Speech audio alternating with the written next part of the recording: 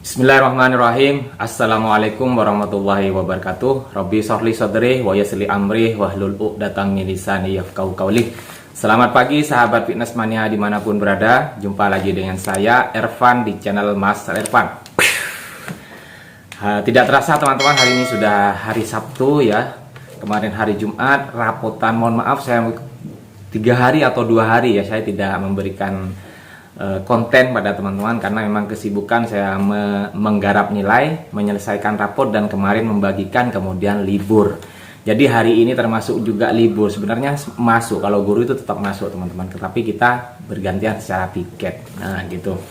Insya Allah teman-teman mulai Selasa sampai 1 minggu ke depan, mungkin kalau saya sempat saya akan buat video, tapi kalau saya tidak sempat saya mohon maaf, karena dalam minggu depan ini, 1 minggu ke depan, saya melaksanakan kemah teman-teman di sekolah KMD, keterampilan mahir dasar. Jadi semua guru kecamatan di tempat saya itu melaksanakan KMD. Jadi mudah-mudahan kalau mungkin saya ada waktu, insya Allah saya akan memberikan tutorial, konten ataupun materi teman-teman. Nah kali ini teman-teman hari Sabtu saya sudah merangkum banyak pertanyaan ini ada dari Mas Yuda, dari Mas Breakdown, Mas Adi, dan juga Mas Ahmad Alfat ya, terkait juga dengan nanti saya sampaikan materinya ini. Dari pertama dulu, Mas Yuda Priyadi. Mas Yuda Priyadi ini bertanya untuk newbie, untuk kelas pemula, untuk fitness pemula, apakah ketika latihan dada dan back otot shoulder kena juga? Nah, ketika latihan dada dan back otot shoulder kena juga. Nah, perlu teman-teman ketahui juga Mas Yuda ya. Ketika kita sedang melakukan gerakan push, gerakan mendorong, dimana kalau di sini kita melatih otot dada, maka di sini ada 3 otot yang berkontribusi, yang terkontraksi otot dada. Yang pertama jelas yang utama adalah otot dada, otot primary-nya, melakukan chest, melakukan push up, ini adalah otot primary, otot utamanya. Sedangkan otot yang penunjangnya adalah tricep, sekundarinya. Kemudian juga otot shoulder atau otot bahu berkontribusi juga dalam melakukan gerakan push, gerakan chest ataupun gerakan push up. Jadi kalau misalkan latihan back itu tidak kena teman-teman, tidak kena ya Mas Yuda ya. Ketika latihan pull ya, kita fokuskan pada gerakan rowing, pada gerakan pull, maka yang berkontraksi adalah bagian otot punggung, sedangkan otot yang sekundarinya adalah otot bicep. Jadi Mas Yuda mohon maaf kurang tepat ya, ketika kita latihan otot dada dan back otot shoulder kena juga. Tetapi kalau Anda latihan chest atau gerakan push, maka otot shoulder juga akan berkontribusi walaupun sekian persen. Nah seperti itu ya Mas Yuda ya, sudah jelas ya. Jadi kalau misalkan Anda fokus latihan dada, maka selesainya Anda boleh selesaikan dengan latihan tricep ya, sekundarinya, penunjangnya, otot penunjangnya. Nah kemudian kalau latihan shoulder juga, tricep juga secondary atau otot penunjangnya ya Mas Yuda ya. Sedangkan otot back adalah secondary-nya, yaitu otot bicep. Nah seperti itu. Jadi lebih penjelasannya ketika Mas Yuda itu lebih terasanya melaksanakan latihan otot besarnya sesuai dengan jadwal. Nah seperti itu ya Mas Yuda ya. Kemudian Mas Breakdown. Nah Mas Breakdown ini mohon maaf saya tidak tahu namanya, salam kenal ya. Beliau mengatakan badan sudah, perutnya kayak pakai. Kemudian tinggi 180-an, diet dari 180 menjadi 92 kilo. Gak kelihatan ada perubahan di sekitar perut, tetap buncit. Apakah kalau mengejar di bawah 80 kg perut bisa rata?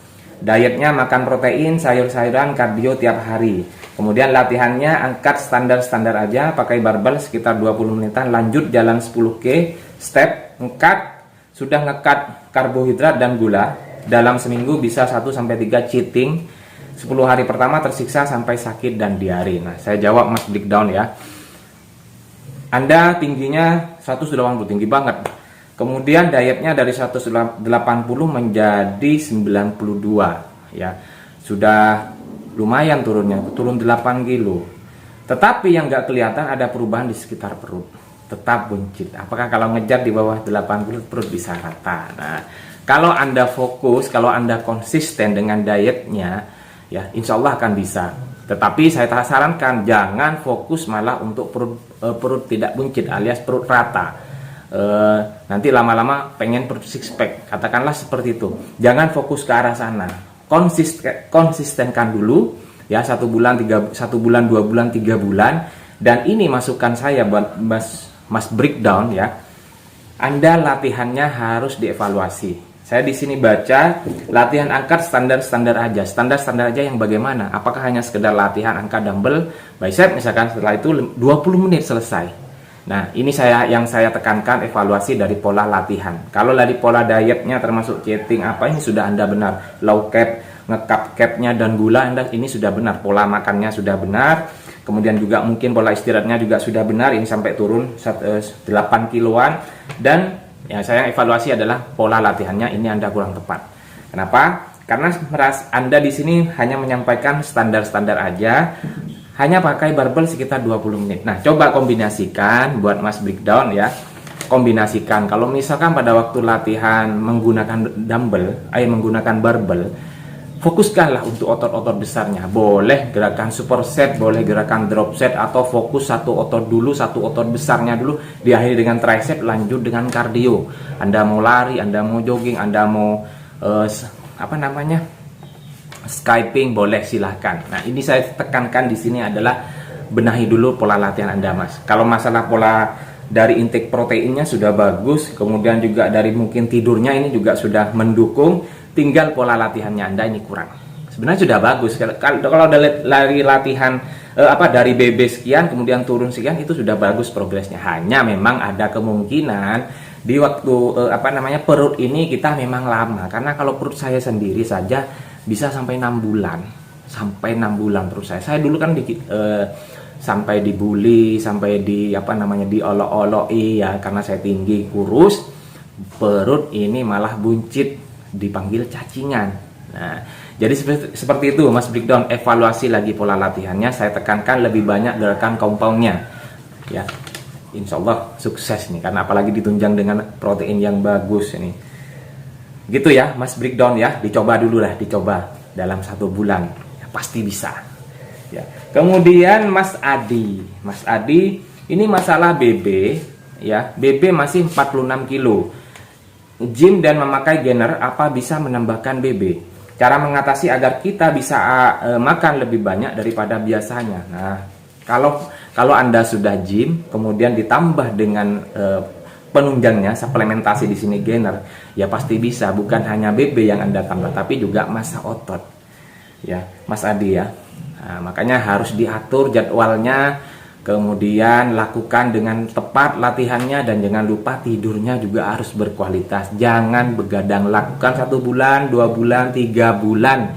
Insya Allah Mas Adi akan ada hasil, akan ada menjadi suatu kebutuhan, akan menjadi suatu prioritas ya. Apalagi ditambah dengan yang pakai gainer. Wah, mantap sekali. Bisa Mas, sangat bisa Mas Adi. Ayo, sekarang yang bisa menumbuhkan motivasi, yang mendorong mendiri diri sendiri adalah Mas Adi sendiri.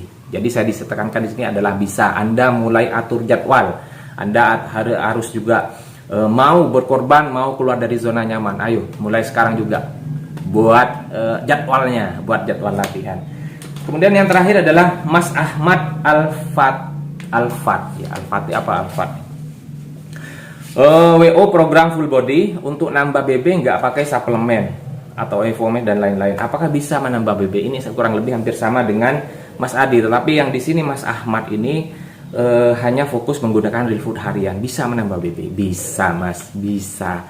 Tidak ada yang tidak bisa selama kita ingin berusaha, ingin merubah zona nyaman kita, keluar dari zona nyaman kita ke perubahan yang lebih bagus. Pasti bisa. Intinya sekali lagi saya sampaikan seperti Mas Adi tadi, Anda harus mulai latihan angkat beban. Anda harus atur jadwalnya dan juga fokus latihan dulu, jangan memikirkan protein. Ya, sambil lalu tetap makannya seperti biasa, tahu, tempe, telur, daging. Ya, itu sudah setiap harinya. Apakah bisa membentuk massa otot? Ya bisa. Tetapi kita di sini adalah berbicara tentang proses dan waktu. Tidak mudah dan tidak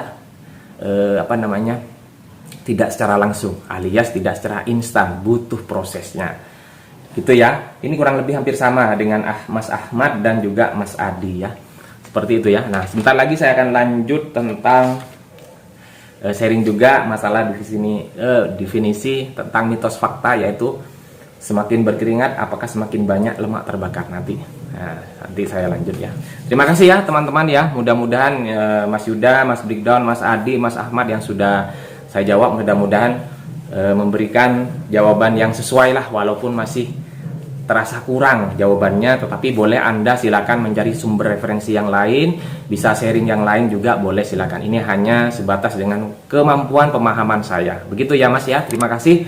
Mudah-mudahan bermanfaat. Tetap dukung channel saya dengan cara subscribe Mas Relevan, like, comment, and share banyak-banyaknya. Terima kasih. Assalamualaikum warahmatullahi wabarakatuh.